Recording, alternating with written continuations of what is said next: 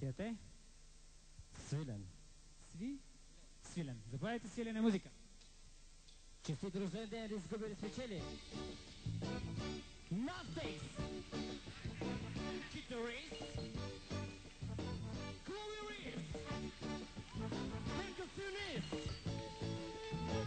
Barabanist.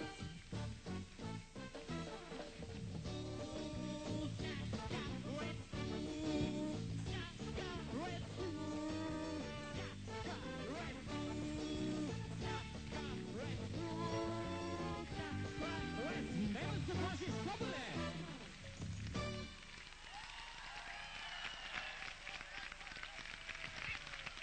Красноречиви са аплодисментите на публиката, аз искам обаче да чуя аплодисментите на Бухалай.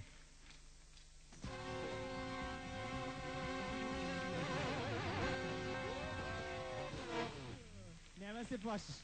Последният участник, на който също там няма с председателя на комисията. Четвъртия участник. Втория. Предпоследният участник. Председателят на журито Минко дава наградата на Свилен Вилен, който има рожден ден утре на 24 май. Невероятно! Има Господ на 23 май. Вие най-честно и почтено, благодарение на своята артистичност, на своят импровизационен талант и на бърз ум, защото за да пее човек в такива песни му трябва доста бърза мисъл. Аз, между другото, смея да твърдя, че момчетата от Хиподил са доста интелигентни момчета, нищо, че се правят на малко недоделани. Знам, наистина е така. Светло е завършил математически гимназия, доста умно момче. Аз съм чел неговата книга и много ми хареса. Така, внимавайте сега. Тази стереоуредба, Свилене, елате тук, Samsung, е ваша! Честно и почтено си я спечелихте. Със здраве да си слушате музика. На нея? Ето дистанционното.